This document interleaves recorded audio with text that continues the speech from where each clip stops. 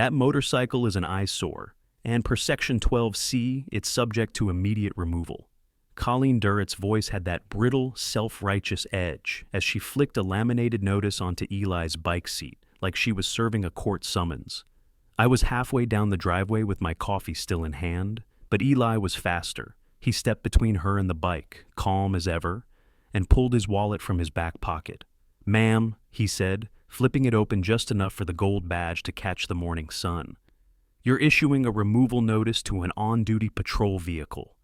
Colleen froze. Her eyes pinged between the badge and his face, and for a moment, the only sound was a bird screeching from the neighbor's rooftop. If you've ever felt that surge of power when standing up to bullies, hit subscribe now. This showdown is about to become a masterclass in fighting back. I set my coffee on the mailbox and took slow, deliberate steps toward them. "I'm Jack Mercer," I said. "My son is Officer Eli Mercer with the City PD, and I'm the guy responsible for ensuring every vehicle in the department meets city code. That includes marking, placement, and active duty assignments." I let the words hang, steady and unbothered. "So, if you're going to quote ordinances to me, Colleen, make sure you know which ones still apply."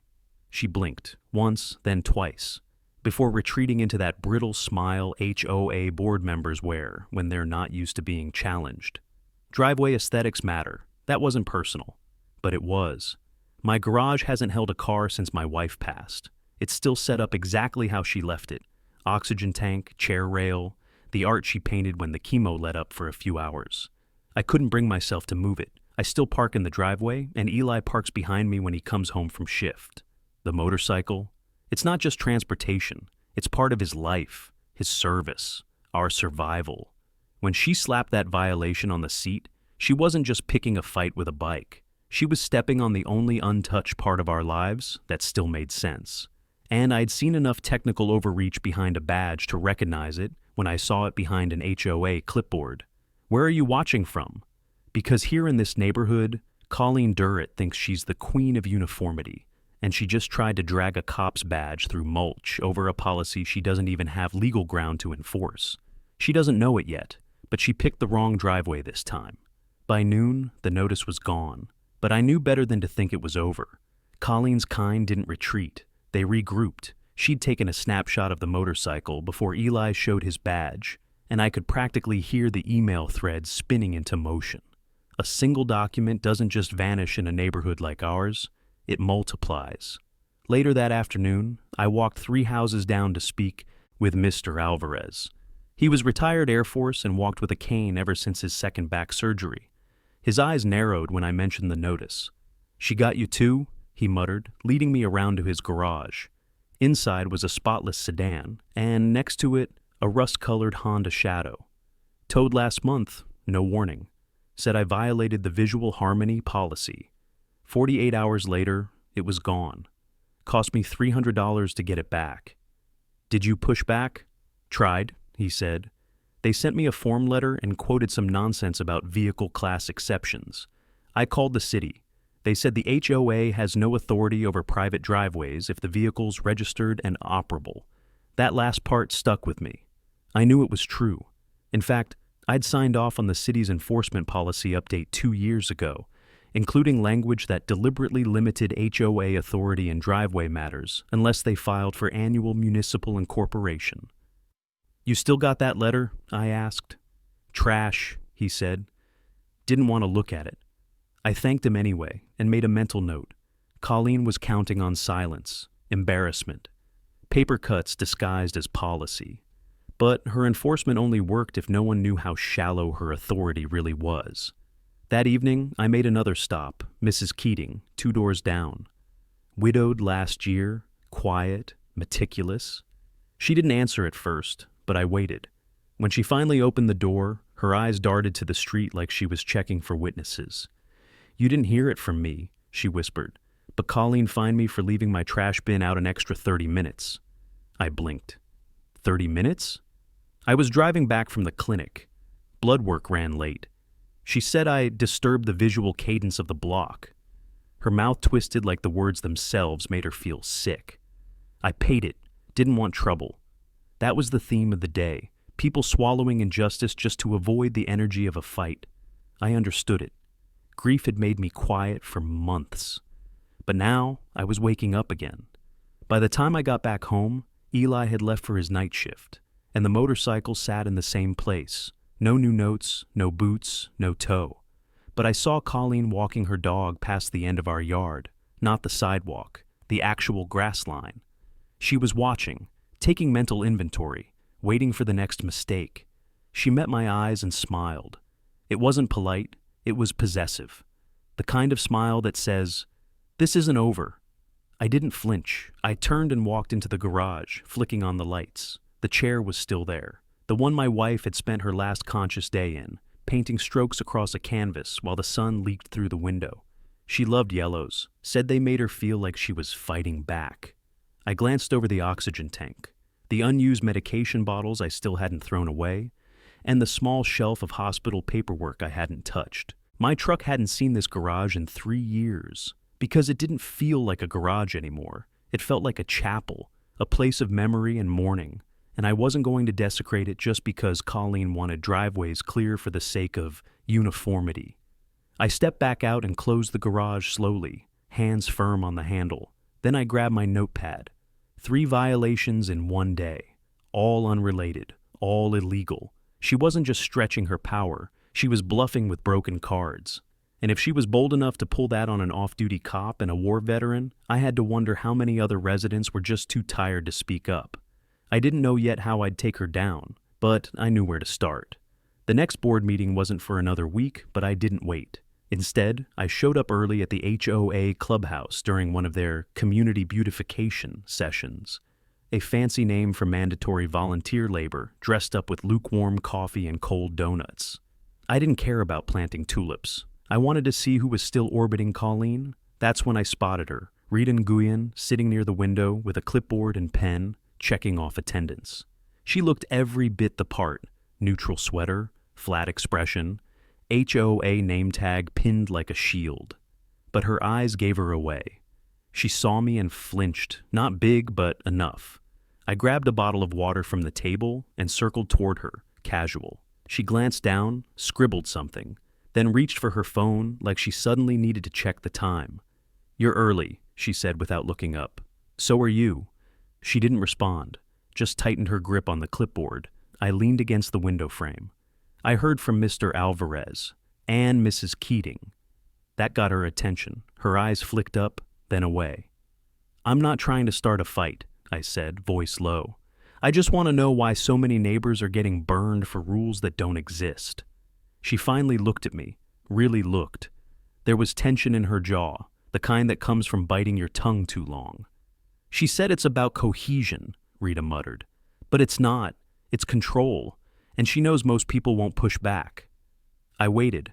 After a pause, she added, "I've tried to reason with her. Once. She said if I wasn't willing to maintain standards, I could resign. So I stopped arguing." Her voice was calm, but her fingers tapped the clipboard like she was fighting the urge to throw it across the room. "You used to be a paralegal, right?" I asked. She stiffened. "How do you know that?" "City payroll records," I said. "I do compliance work for the department. I don't dig unless there's a reason." "You digging now?" Colleen tried to tow my son's police motorcycle. He was parked in our driveway, legally. She threatened fines. I don't think she's operating under valid authority anymore. Silence stretched between us. Then Rita stood, slow and deliberate, tucking the clipboard under her arm. "You didn't hear this from me," she said, eyes locked on mine. "But if she sends you anything official, review the fine print closely." She turned to leave, but paused at the door. "And don't quote me. I'm not ready to pick sides. Not yet." I nodded. "Fair enough?" As she disappeared down the hallway, I felt something shift. Not a breakthrough, but a crack in the veneer. Colleen might have scared the board silent, but not everyone had forgotten what it meant to be fair. The rest of the afternoon passed with forced cheer and too many passive-aggressive lawn tips. But I didn't stay long. I'd learned what I came for. By the time I got home, Eli was pulling into the driveway. He parked beside his bike and stretched. "She's still watching?" he asked. I glanced down the block. Sure enough, Colleen stood outside her garden, pruning hedges that didn't need pruning, sunglasses tilted just enough to spy without shame. Yep, I muttered, still circling. Eli followed my gaze and smirked. She has no idea what she started? No, I said. She really doesn't. Inside, I sat down at my desk and pulled out the folder I'd started the night before. I labeled it Durrett Enforcement Activity and slid in my notes from Alvarez and Keating, plus timestamps and photos. Then I added a new page.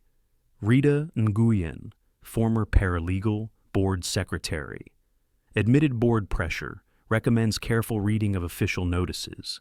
It wasn't much, but it was more than I had yesterday. Colleen had built her power on silence, on fear, and now I had a crack in the dam. The letter arrived 2 mornings later, certified, sealed, and smug. I watched the mail carrier tuck it neatly into my box, and for a moment I just stood there on the porch, staring at it like it might hiss. The envelope was thick, HOA letterhead centered and bold, my name typed in capital letters as if the font itself had attitude. I took it inside and slid it open with the corner of a butter knife. Notice of non-compliance. Immediate action required. The heading was underlined twice. They weren't just pushing now. They were daring me. Eli's motorcycle was, apparently, in continuous violation of driveway visibility standards per community guidelines. And the letter stated that we had 72 hours to remove the vehicle or face escalating fines and enforced removal. I read it once, then again, slower. There it was, tucked in paragraph 4.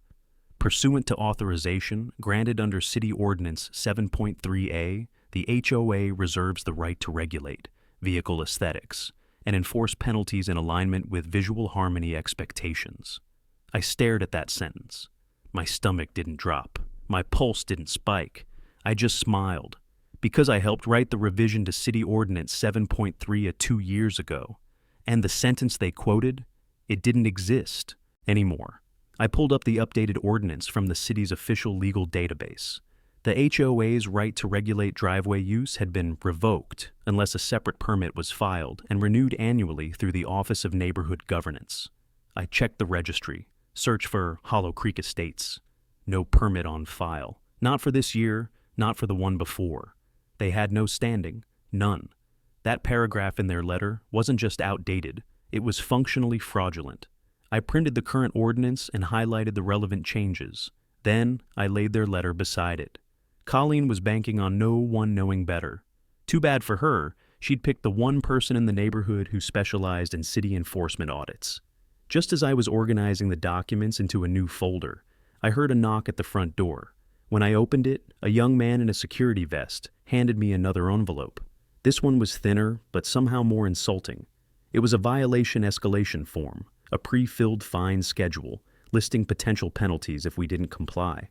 $50, then $100, then $250, and finally, forced removal at vehicle owner's expense. I turned the paper over. On the back, scribbled in pen, "Please do not ignore. HOA, authority is final." Colleen's handwriting. I didn't laugh, not yet. That would come later. Instead, I took the paper, closed the door gently, and returned to my desk. I had the proof now. The question was how to use it, and when. Eli came home just before lunch, still in uniform, helmet clipped to his hip. He looked at the envelope on the counter, then at me. "More?" "They're bluffing," I said. "And they don't even know how badly." He frowned. "Should I move the bike anyway?" I shook my head. "Number? That's what she wants. Pressure until we fold. But this time, we push back." Eli nodded, jaw tightening. "Just say the word." I walked to the window and watched Colleen stroll down the sidewalk with her clipboard tucked under her arm like a sword. She was making rounds again, inspecting porches, measuring rule-breaking in inches. The rest of the board? Silent, Rita included. But silence doesn't last forever. Back in my office, I clipped the fine notice to the other documents and wrote a new header on a blank sheet. False enforcement. Unlawful citation based on revoked authority. I included the date, letter references, ordinance citations, and legal notes on standing requirements. This wasn't a complaint yet, but it would be. Soon. The city's legal portal didn't just confirm the ordinance revocation, it gave me something better, a timeline. Hollow Creek Estates had filed for enforcement authority every year since 2008, except the last two. The 2023 renewal was marked incomplete, missing required attachments. The 2024 entry didn't exist at all. I opened the official ordinance text and scrolled to the revised clause I helped write. Homeowners.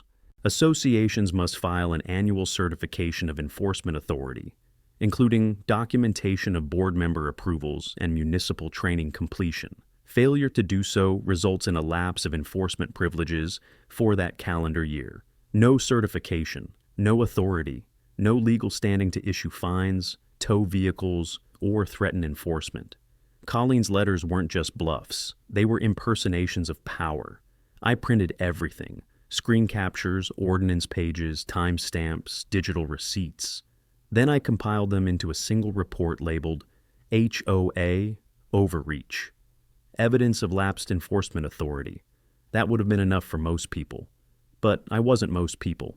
I still needed to confirm the lapse from another angle, one the city couldn't give me. I needed to know if the board knew. Because if Colleen had forged the fine schedule or claimed to have powers she didn't, that was one thing. But if the board had been misled, that meant internal fractures, weak spots. I called a friend in the city clerk's office, kept it casual, just a few questions about permit filings and HOA certifications. 10 minutes later, she sent me a scanned copy of Hollow Creek's last attempted submission, Form 112-7-NG, with Colleen's signature front and center. Rejected. The reason? Missing board member sign-offs. Only one other signature had been provided, and it had been scratched out with a note in red ink. Name redacted. Board member no longer serving at time of submission. So Colleen had tried to renew unilaterally, and failed, and she never told the board. Now I had leverage. That night, I laid everything out on my desk like a chessboard. Certification failure, ordinance citations, Colleen's forged letters, her handwritten fine escalation note, and one more thing, a copy of the city's legal notification policy. If I filed a complaint and proved abuse of enforcement without certification, the city would initiate a formal inquiry. Worst case for Colleen, the HOA's authority would be suspended pending a vote to reinstate, with proper oversight and, more importantly, board accountability. I stared at the paper, fingers resting on the edge. That was the kill switch. I wasn't ready to flip it yet, but I wanted to see how far Colleen would push before she realized the floor beneath her was missing. The next morning, I walked the block, casual, purposeful. I stopped by Mr. Alvarez's house again and asked if he still had the receipt from the impound lot. He did. Why? He asked as he handed it over.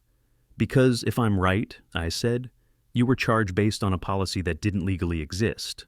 He blinked. You mean I can get that money back? If we do this right, I said, tucking the receipt into my folder, you won't be the only one.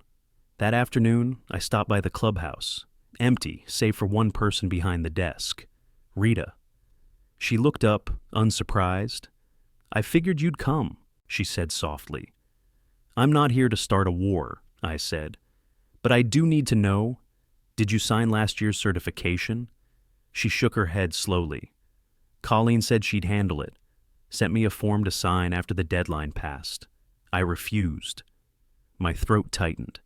So she tried to submit without quorum? She always does, Rita said. But this time, the city pushed back. I took a breath. You just confirmed everything. She gave a small nod.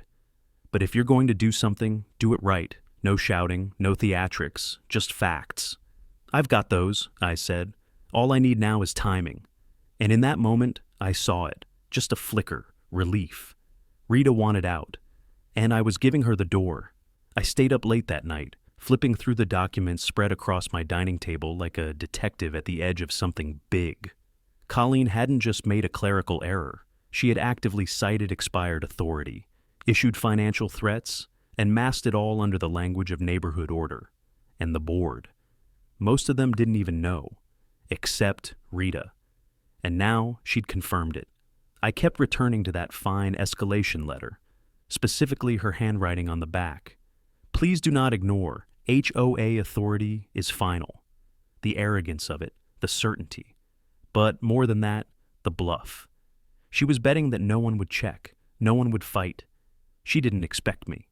At 2:10 a.m., I slid everything into a clean, labeled binder and set it beside my keys. Not because I needed it in the morning, but because I wanted to feel the weight of it, something real, something that could flip the story. But I wasn't rushing into anything. I needed to time this right, not just to protect Eli, but to protect the legacy I'd let fade into silence since my wife passed.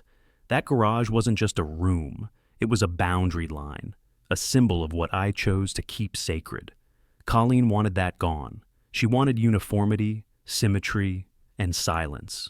But I had a badge of my own, not Eli's, but the kind earned from years of knowing which rules mattered and which ones were designed to scare people into folding. And I wasn't folding. The next morning, I cleaned out the garage, not to clear it, but to organize the space. I boxed the medical supplies, dusted the shelves, and straightened the paintings my wife had done when she could still grip a brush. I didn't touch the chair. That stayed, just like the bike stayed in the driveway. As I stepped back and looked at the space, I felt it. Not sadness this time, but clarity. This fight wasn't about policy. It was about control, about someone deciding her sense of order mattered more than anyone else's grief, anyone else's dignity. And I was done letting her decide anything for me. Midday, I drove down to the local office supply store and bought a binder with metal rings strong enough to snap a finger. I loaded it with everything: certified mail copy, fine letter, expired ordinance citation, failed permit application, Rita's verbal confirmation notes, even Mr. Alvarez's impound receipt, evidence, dates, annotations, labeled tabs by category. I didn't want anger, I wanted precision. I slid the binder into my briefcase and shut it with a click that felt final. Then I picked up the phone. Eli answered on the first ring. "Everything okay?" "Yeah," I said. "I just wanted to let you know I'm filing something with the city. Formal complaint. But nothing happens yet. I'm not triggering action until I get 2 more pieces of support." From the board, from residents, 1 more victim, 1 more voice, then Rita. He was quiet for a beat. "You sure you want to go this far?" "She came after our family," I said. "Over a parking rule she doesn't have. I don't want to go this far. But she already did." Later that afternoon, I got what I needed. Mrs. Ellison across the street waved me over. She was nearly 80, a retired teacher, sharp as ever. Told me Colleen fined her for unapproved holiday lighting last December, even though the board hadn't updated the seasonal decor guidelines in 5 years. "You can use my name," she said, "but only if you do it right." "I intend to." I added her statement to the binder and updated my notes. 2 violations, Alvarez and Ellison. 1 board insider, Rita and me. Colleen had built her empire on compliance, but now I was building something too. Something much harder to ignore. Rita didn't come to me. She didn't need to. At exactly 7:46 p.m., my phone buzzed with a restricted number. I answered without a word, already knowing who it was. "Jack," she said quietly, "I sent something to your inbox. Do not forward it. Do not quote me. Just read it, then delete it." The line went dead. I turned to my computer and opened the email. No subject, no greeting. Just a single PDF attachment labeled HOA Certification Draft, Board Rejection Notes. I opened it. It was the original form 112-7-NG- Hollow Creek's annual enforcement certification request to the city. At the bottom were digital placeholders for board member signatures. 4 lines. Only 1 had been signed, and then scribbled out in red, "Submission unauthorized, signed after resignation date, rejected." But that wasn't the important part. The file had margin comments from Rita herself. Her initials, time-stamped, dated 7 months ago. Concern: submission lacks quorum. City rejected prior attempt. Colleen advised to refile but did not consult board.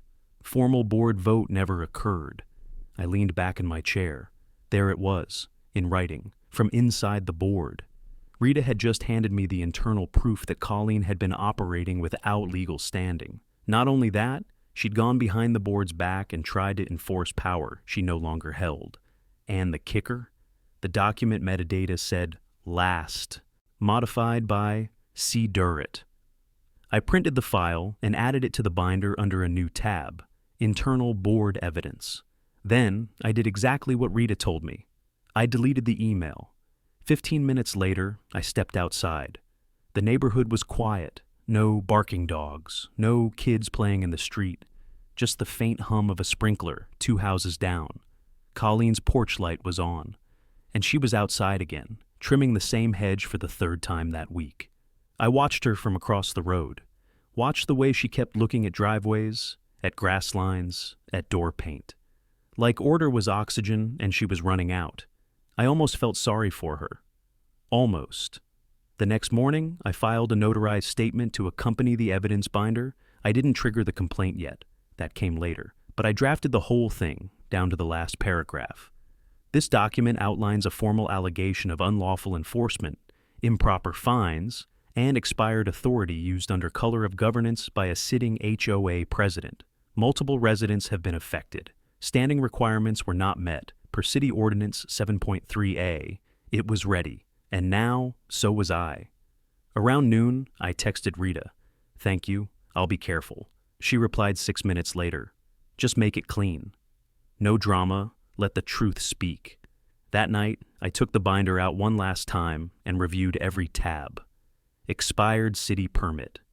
Board's lack of quorum. Rita's internal notes, victim statements. Colleen's handwritten bluff. One push, and it would all fall into the city's hands. But not yet. Not until she tried one more time. Because I wanted her to be standing tall when the ground vanished beneath her feet. By Friday morning, I didn't have to wait long. A new notice showed up, folded in half, and stuffed under Eli's motorcycle seat like it was a parking ticket. No envelope, no warning, just a piece of printer paper with bold centered text.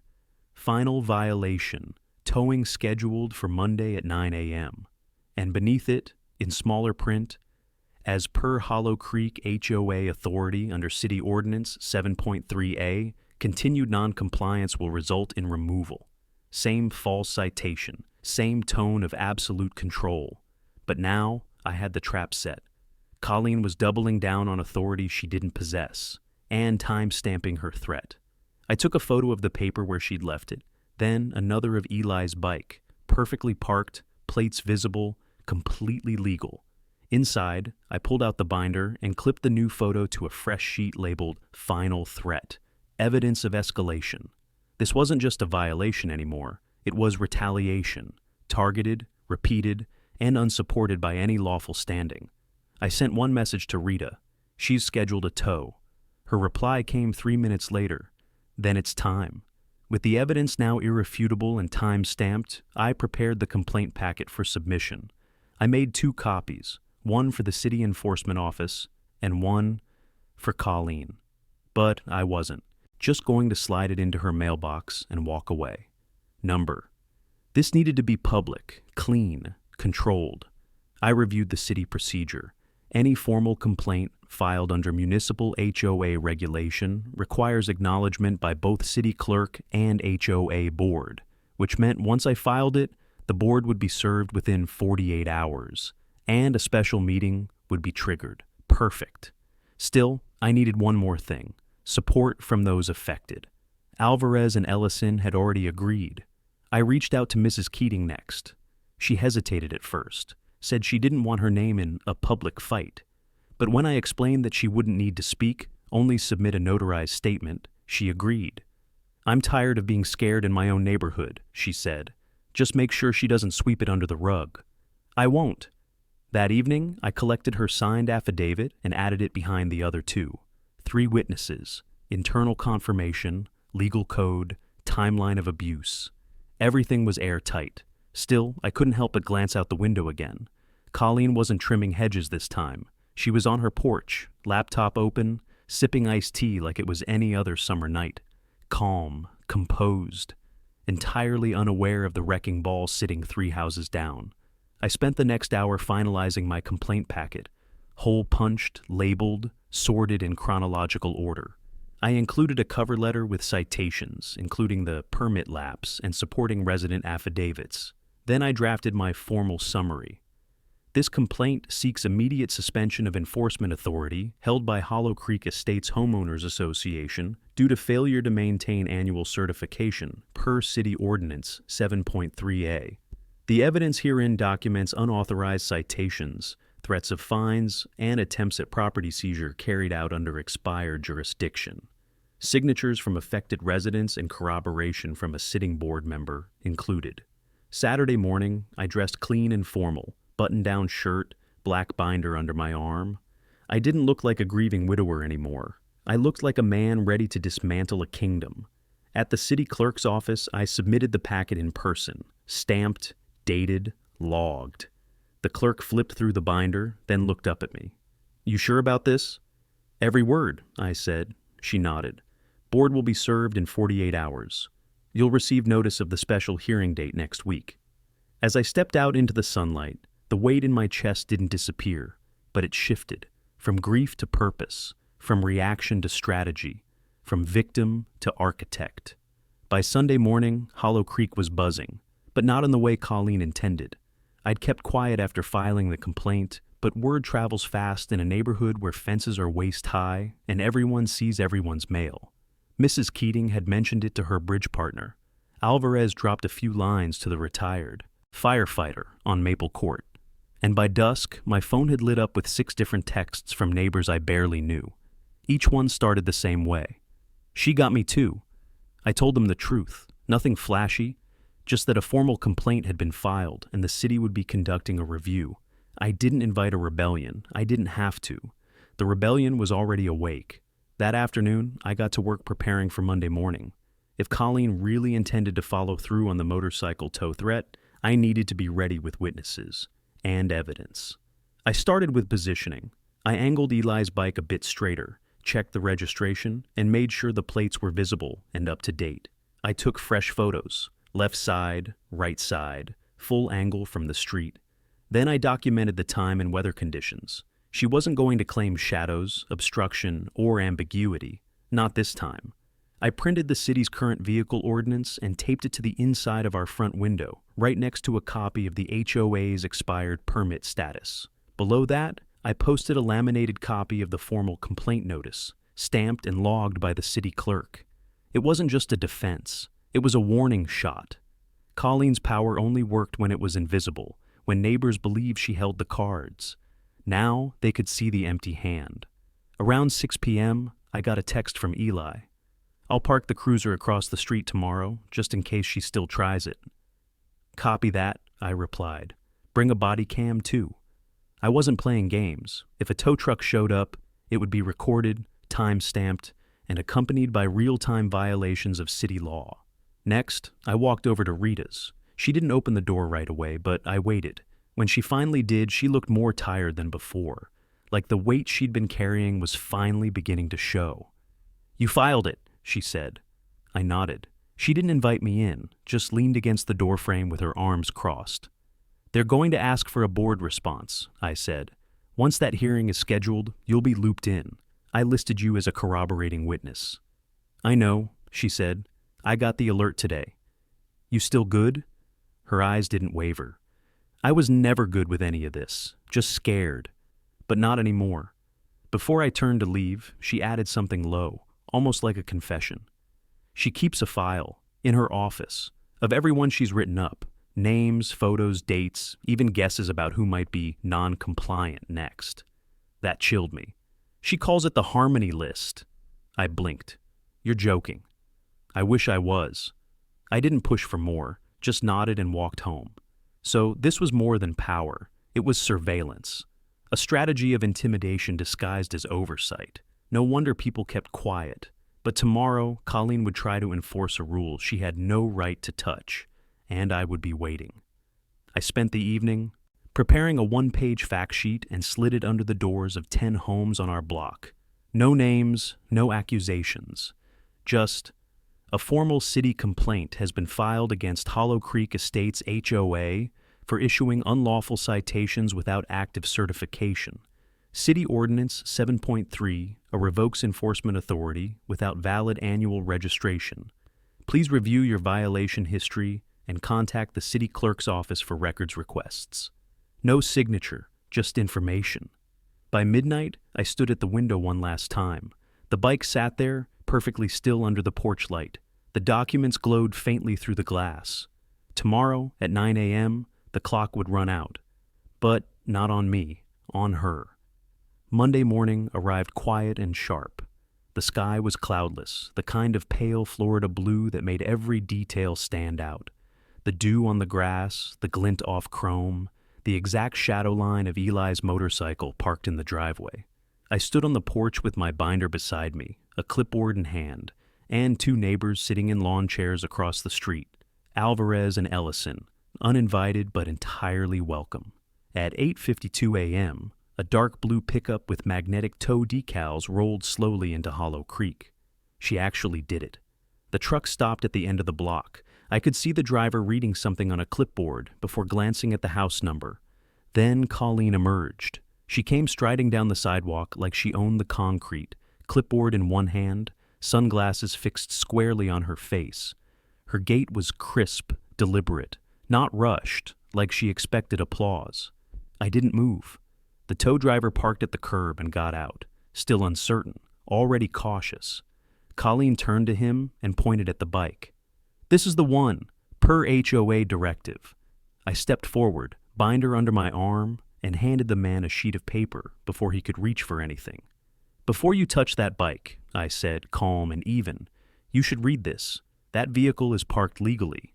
The HOA's enforcement authority expired last year. They are not certified with the city. You move that bike, and you'll be liable for damages, and for executing an illegal seizure under false authority." The man blinked. "Wait, what?" Colleen stepped in fast. "He's bluffing? This is internal. We have jurisdiction here." I turned to her. "That's not what the city clerk's office says." I reached into the binder and pulled out the stamped complaint notice and attached ordinance. "This is the official complaint. Filed, logged, enforcement privileges revoked pending review. You're operating under expired authority and have issued threats of removal based on a law that no longer exists." Her jaw tensed, but her smile stayed. "The board approved this action," she said. "I have a copy of the original submission," I replied. "No board vote, no quorum, no renewal. You tried to file without signatures. City rejected it. And your own secretary." Confirmed the timeline. Behind me, Alvarez stood up. "She towed mine last year. No refund, no hearing." Mrs. Ellison joined him. "She fined me for lights I've had since 2016.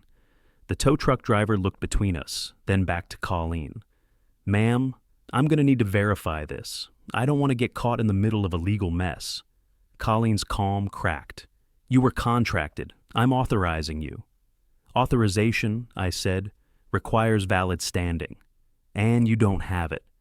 The driver stepped back, clearly rethinking everything. "I'm calling dispatch," he muttered, retreating to his truck. Colleen's clipboard lowered half an inch. And then Rita appeared. She walked up from the clubhouse, still in flats and her name-tagged cardigan, a single envelope in hand. "Colleen," she said, "you need to stop." "Not now, Rita."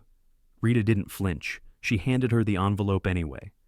"That's my formal resignation from the board, effective immediately.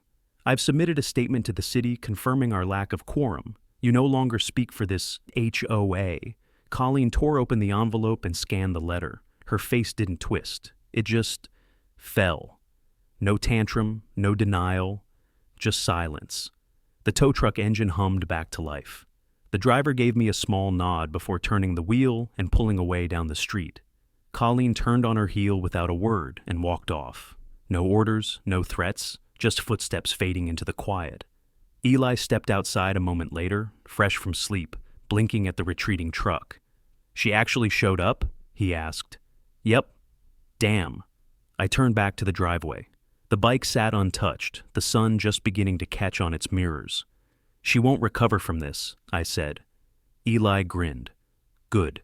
But I wasn't smiling, because I knew this wasn't the end. This was the pause before the real collapse. And I was ready. The special board meeting was scheduled for Thursday evening, exactly 72 hours after the complaint had been officially acknowledged by the city. It was held in the Hollow Creek Clubhouse, where too many block parties had been planned and too many lives quietly managed behind closed doors. But this time, the doors were wide open and the room was packed. Folding chairs lined every wall. More residents stood in the back.